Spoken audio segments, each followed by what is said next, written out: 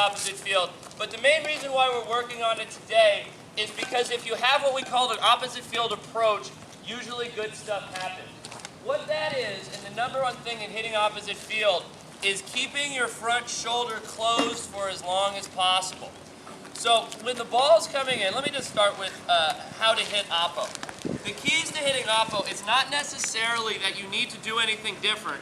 You just need to do what you're supposed to the right way. And let me tell you what that means. Is you're going to take your step, you're going to keep your front shoulder closed on the step, and the only thing different about opposite field is you need to hit it when it's deeper. Do you guys see that this contact point would be closer to my belly button than in front of my feet? Does that make sense? So the opposite field swing, boom, I'm just catching it right here instead of catching it right there. That's the only real difference. Now some keys in order to be able to hit it to the opposite field. The number one thing again is keep your front shoulder closed and get them turned. Now I've seen a few of you guys are doing a real good job of getting that front shoulder in. Connor, you're actually the best at that.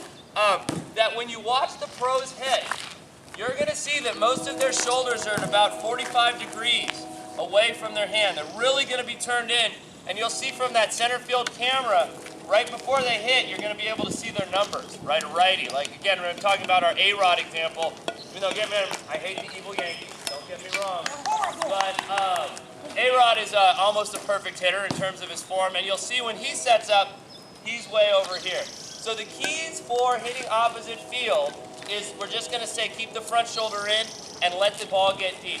Again, the other reason why this is important is if you keep your front shoulder in and let the ball get deep, you have the chance to hit every pitch. You're going to be able to cover the entire plate. When you try to yank things and pull them, your front shoulder opens up and you can only get that inside pitch. Now, as you're thinking about and trying to go to the opposite field, if you pull it, that's fine. You're still going to rake it. Boom. But if you're trying to pull it and it's outside, it's going to be a crappy hit. All right, so everybody, let's get into our stances. And we're nice and loose. Bat's right here.